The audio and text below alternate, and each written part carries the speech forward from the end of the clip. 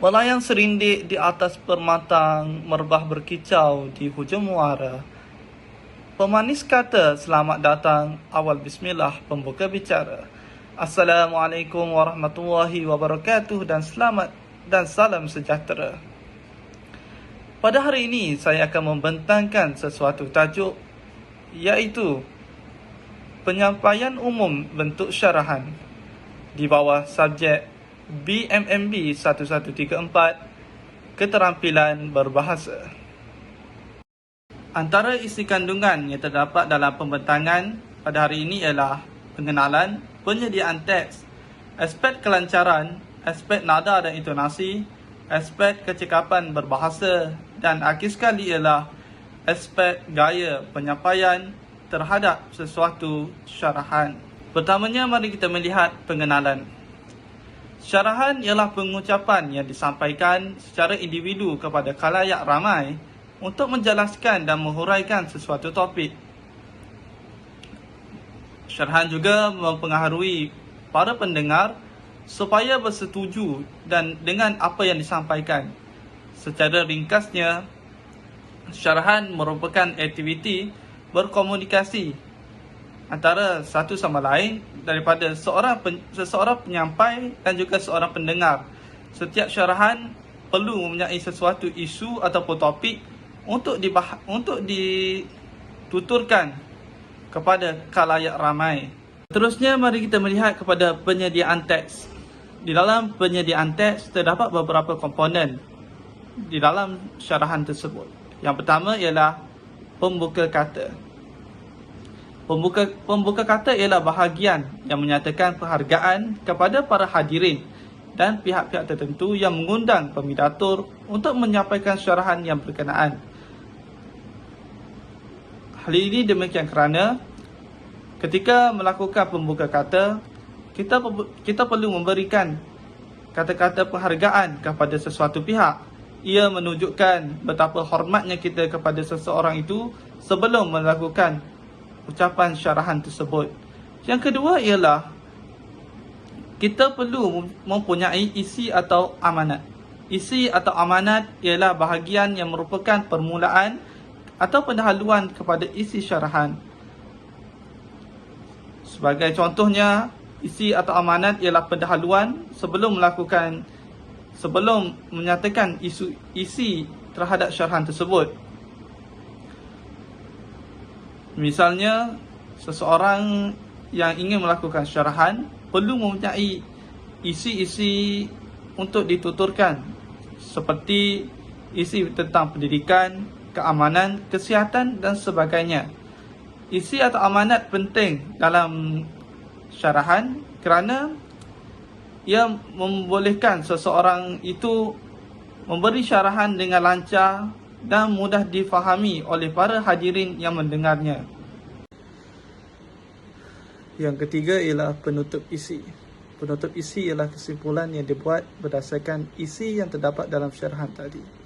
Secara ringkasnya, setelah pemidatur menghuraikan isi-isi yang terdapat dalam syarahan tadi, beliau perlu menegaskan isi tersebut, sebagai contohnya menggunakan kata-kata penegas bagi menekankan isi tersebut agar isi tersebut disampaikan oleh pemidatur sampai kepada pendengar dan para hadirin dengan sempurna. Akhir sekali ialah penutup. Dalam bahagian penutup, pemidatur perlu merakamkan setinggi-tinggi penghargaan kepada pihak penganjur dan melafazkan ribuan ampun dan maaf dan menyampaikan harapan agar syarahan tadi akan manfaatkan para hadirin.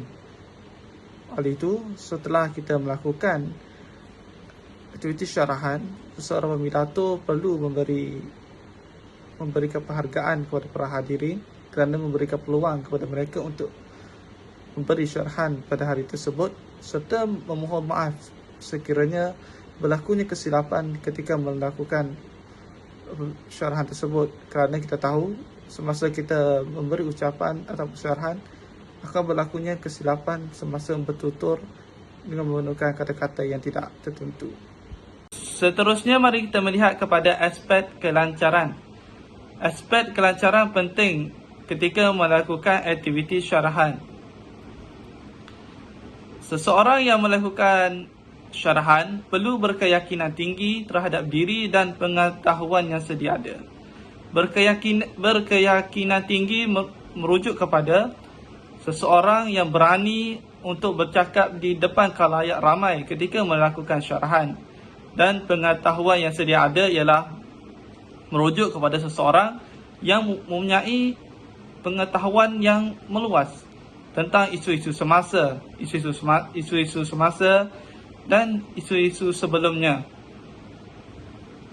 Yang kedua ialah elak menggunakan wacana dan ya, kerana ia boleh membantukan ketika melakukan pertuturan dalam syarahan. Yang ketiga ialah seseorang itu perlu menyampaikan syarahan mengikut tempoh sederhana, elakkan terlalu laju dan perlahan. Hal ini demikian kerana apabila kita melakukan syarahan dalam tempoh yang begitu laju, menyebabkan seseorang mendengar seseorang itu kurang faham apa yang kita melakukan syarahan tersebut.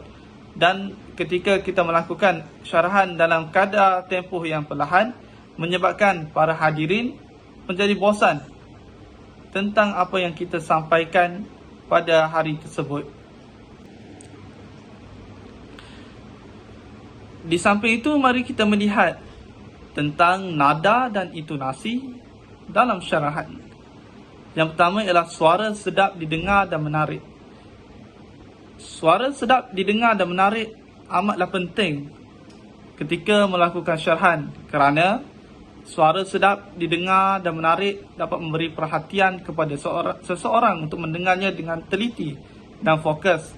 Ia dapat menarik minat pada para hadirin untuk hadir mendengar syarahan tersebut. Yang kedua ialah nada dan intonasi haruslah dipelbagaikan dan dikawal untuk tujuan tertentu. Kerana nada dan intonasi selalunya berbeza ketika melakukan sesuatu ucapan. Kerana ada ketikanya berlakunya nada yang tinggi, ada yang rendah dan sederhana.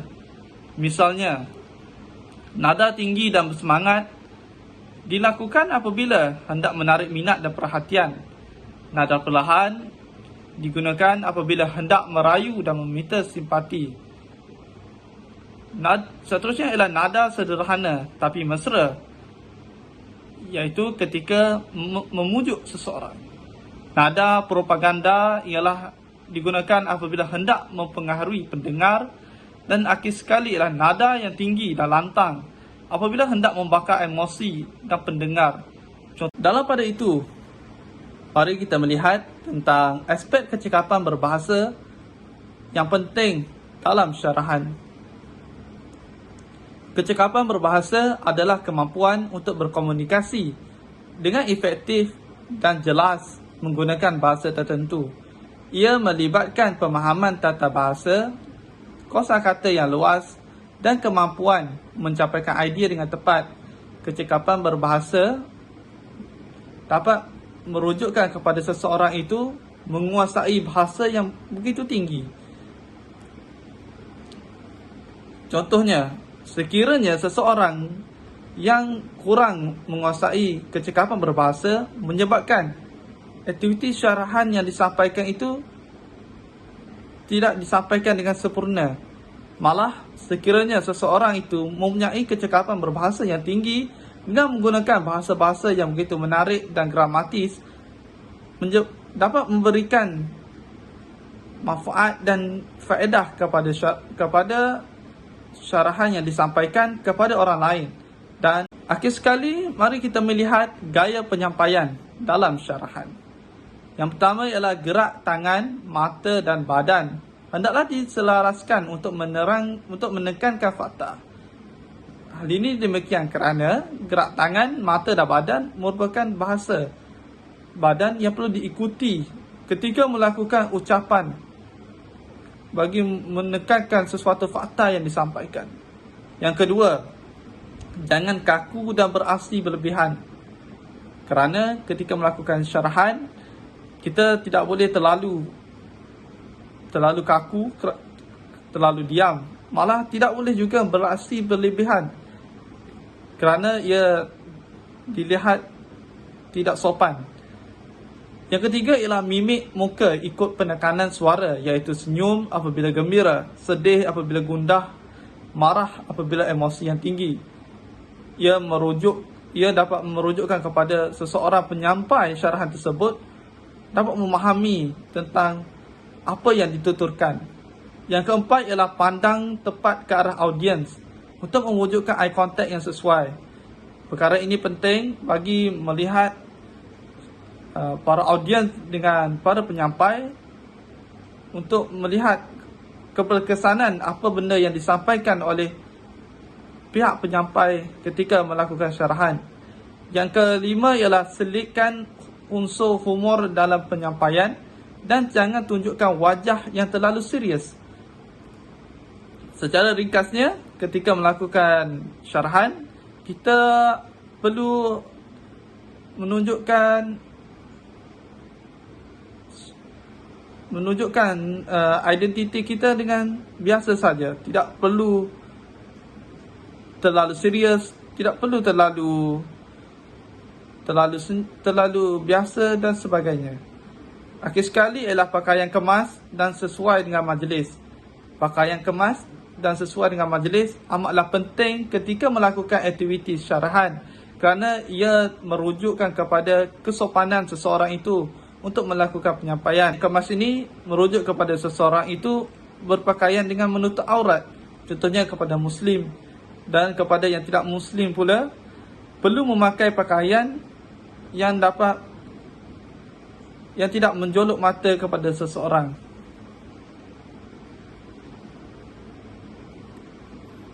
Setakat itu sahaja pembentangan kita pada hari ini tentang penyampaian umum bentuk syarahan di bawah subjek keterampilan berbahasa. Sekian, terima kasih dan kita akan jumpa lagi.